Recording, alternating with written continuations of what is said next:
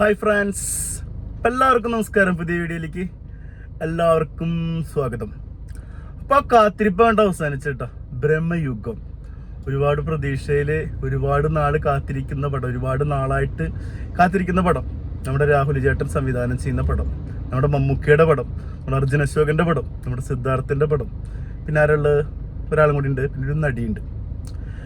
അപ്പോൾ ആദ്യം തന്നെ ഈ പടത്തിനെ കുറിച്ച് പറയുന്നതിന് മുമ്പ് ഞാൻ ഫസ്റ്റ് FDFs ആണ് പടം കാണുന്നത്, തൃശ്ശൂർ രാഗത്തിന്. അപ്പോൾ ഈ പടം കാണുന്ന സമയത്ത് നമുക്കറിയാം ഫസ്റ്റ് ഷോ ആണ്. അപ്പോൾ മമ്മൂട്ടി ഫാൻസുകാരാവും കൂടുതലുണ്ടാവുക. 90% ഫാൻസുകാർ തന്നെയായിരുന്നു രാഗത്തിൽ. മമ്മൂട്ടി ഫാൻസുകാർ തന്നെയായിരിക്കും ഫസ്റ്റ് ഷോ ആകുമ്പോൾ കൂടുതൽ അവരുടെ ഉണ്ടായിരിക്കുക. ഈ പടം ഈ ടൈപ്പ് പടാന്ന് എല്ലാവർക്കും അറിയാം, കുറച്ച് സ്ലോ ബേസ്ഡ് ആണെന്നൊക്കെ പറഞ്ഞിട്ടുണ്ടായിരുന്നു. മമ്മൂക്കയുടെ അഭിമുഖവും കാര്യങ്ങളൊക്കെ നമ്മൾ കണ്ടതാണ്. ഈ പടത്തിൻ്റെ ഒരു ജോണറും കാര്യങ്ങളൊക്കെ ഇങ്ങനെയാണെന്ന് പറഞ്ഞിരുന്നു. അപ്പോൾ അതൊക്കെ മനസ്സിലാക്കിയിട്ട് പട രീതിയിലായി കണ്ടിരുന്ന ഫാൻസ്, മമ്മൂട്ടി ഫാൻസ് ഒരു ഡിസിപ്ലിൻ ഉണ്ടല്ലോ, ഒരു അനാവശ്യ കമൻസോ കാര്യങ്ങളോ ഒന്നും ഇല്ലാണ്ട് ഫുൾ ടൈം എന്ത് രസമായിട്ട് പടം ആസ്വദിച്ചാറ്. പ്രത്യേകിച്ച് മമ്മൂട്ടി മോഹൻലാലിൻ്റെ ഒക്കെ പടം വരുമ്പോൾ ഫസ്റ്റ് ഷോ ആരായാലും FDFs ആകുമ്പോൾ നല്ല രീതിയിലുള്ള ആഘോഷങ്ങളായിരിക്കും. അത് ഇങ്ങനത്തെ ഒരു പടം അത്യാവശ്യം ആഘോഷിക്കുക 1-2 ഭാഗങ്ങളൊക്കെ ഉണ്ടെങ്കിൽ വെച്ച് കഴിഞ്ഞാൽ കൈയടിക്കാനും ഓളിടാനൊക്കെ നൈസ് കൈയടിയൊക്കെ ഉണ്ടില്ല എന്നുള്ള പടം. പക്ഷെ ഈ ടൈപ്പ് പടം എന്നുള്ള രീതിയിൽ എല്ലാവരും അതൊരു വലിയ സംഭവമാണ്. ആ രീതിയിൽ പടം കണ്ട് ഭയങ്കര നല്ല അറ്റ്മോസ്ഫിയർ, ചില സ്ലോ ബേസ്ഡ് പടം കാണുമ്പോൾ അറ്റ്മോസ്ഫിയർ ശരിക്കും തിയേറ്ററിലൊരു ഗംഭീര എക്സ്പീരിയൻസ് തന്നെയായിരുന്നു. അത്യാവശ്യം ആവേശമുണ്ട്. അപ്പോൾ ഈ മമ്മൂട്ടി ഫാൻസുകാർ ഈ കേസിൽ നമ്മൾ എന്തായാലും ബിഗ് സല്യൂട്ട് കൊടുക്കുകയാണ് കേട്ടോ. അത് വലിയൊരു സംഭവമാണ്. ഇപ്പം നേരെ പടത്തിലേക്ക് വരാം. പടം എന്ന് വെച്ച് കഴിഞ്ഞാൽ ഈ പടം എല്ലാവർക്കും ഇഷ്ടപ്പെടണമെന്നില്ല. എന്നെ സംബന്ധിച്ച് ഒറ്റ വാക്കിൽ പറഞ്ഞാൽ എനിക്ക് ഭയങ്കരമായിട്ട് ഇഷ്ടപ്പെട്ടു. പേഴ്സണലി ഞാൻ പ്രതീക്ഷിച്ച പടം പോലെ തന്നെയായിരുന്നു. ഈ ടൈപ്പ് ഓഫ് പടങ്ങൾ മലയാളത്തിൽ ഒരുപാട് വന്നിട്ടൊക്കെയുണ്ട്. ഈ ടൈപ്പ് ഓഫ് ഫിലിംസ് എന്ന് വെച്ചാൽ മമ്മൂക്കി തന്നെ ചെയ്തിട്ടൊരു പടം ഉണ്ട്, അദർവെന്നൊക്കെ പറഞ്ഞിട്ട്.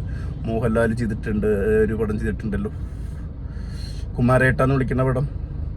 അങ്ങനെ ഒരുപാട് പടങ്ങൾ വന്നിട്ടുണ്ട്. ഈ പടത്തിൻ്റെ പ്രത്യേകത എന്താ വെച്ച് കഴിഞ്ഞാൽ ഇത് ഈ കാലഘട്ടത്തിൽ എടുത്ത അഡ്വാൻറ്റേജ് വെച്ച് കഴിഞ്ഞാൽ BGM എടുത്ത് പറയേണ്ട സംഭവം. ഈ പടം സ്ലോ ബേസ്ഡ് പടമാണെങ്കിൽ ഒരു BGM ഇട്ടിട്ട് നിരത്തുകയാണ്. ഒരു രക്ഷയില്ലാത്ത BGM ആട്ടോ അവർ വിഷ്വൽസ്. അപ്പോൾ ഈ 2024 പടം ചെയ്യുന്ന സമയത്ത്, പ്രത്യേകിച്ച് രാഹുലിനെ പോലത്തെ ഒരു സംവിധായകൻ ചെയ്യുന്ന സമയത്ത് അത് ആ രീതിയിൽ തന്നെ എടുത്തിട്ടുണ്ട്. പിന്നെ പെർഫോമൻസുകൾ ഇതിൽ അഴിഞ്ഞാടിയേക്കുക. മമ്മൂക്കയെ കുറിച്ച് പറയാനില്ല, ഒരു രക്ഷയില്ലാത്ത പെർഫോമൻസ് ആണ്. പക്ഷെ അതിൻ്റെ ഒപ്പം കട്ടയ്ക്ക് നിന്ന 2 പേരാണ് കേട്ടോ, സിദ്ധാർത്ഥ് ഭരതും അർജുൻ അശോകനും. ഈ സിദ്ധാർത്ഥ് ഭരതിന്റെ പെർഫോമൻസ് എനിക്ക് എടുത്തു പറയണം. മമ്മൂട്ടിയുള്ള കുറച്ച് കോമ്പിനേഷൻ സീനുകളുണ്ട്, അതിലുണ്ടല്ലോ എൻ്റെ മോനെ കട്ടയ്ക്ക് 2 പേര്. മമ്മൂക്കയുടെ അപ്പുറത്ത് നിൽക്കുന്ന സമയത്ത് ആ രീതിയിൽ നിൽക്കണമല്ലോ, 2 ആളും. എൻ്റെ മോനെ സിദ്ധാർത്ഥ് ഭരതിന്റെ പെർഫോമൻസ് അർജുൻ അശോകന്റെ നന്നായി ചെയ്തിട്ടുണ്ട്. ശരിക്കും ആസിഫ് അലിക്ക് ഈ റോള് നഷ്ടം തന്നെയാണെന്ന് പറയാം. അതിൽ യാതൊരു സംശയമില്ല, ഈ റോള് മിസ്സാക്കിയ നഷ്ടം തന്നെയാണെന്ന് പറയാം.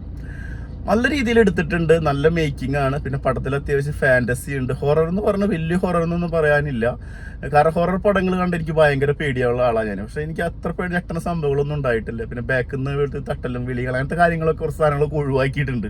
പക്ഷെ നടന്നു പോകുമ്പോൾ തീരെ സൈലന്റ് ആയിട്ട് പെട്ടെന്ന് ഞെട്ടി ആ സാധനങ്ങളൊന്നും ഇല്ല. ഇതിൽ കുറച്ച് ഡിഫറെൻ്റ് ആയിട്ടുള്ള രീതിയിലാണ് എടുത്തിട്ടുള്ളത്. അപ്പോൾ എനിക്ക് അങ്ങനെ ഹൊററൊന്നും ഫീൽ ചെയ്തിട്ടില്ല. പക്ഷെ അത്യാവശ്യം സംഭവങ്ങളൊക്കെ ഉണ്ട്.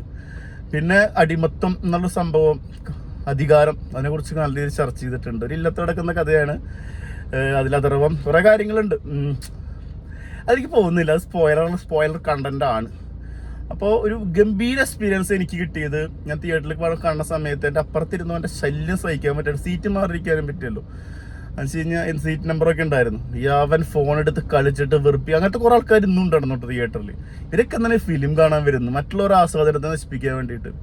എനിക്ക് ഭയങ്കര, ഞാൻ അവസാനം പറഞ്ഞിട്ടുണ്ടോ അന്വേഷണം ചേട്ടാ ഫോണെന്ന് പടത്ത് കാണാനൊക്കെ കുട്ടി ചേച്ചാൽ വിളിച്ചടിച്ചിട്ട്.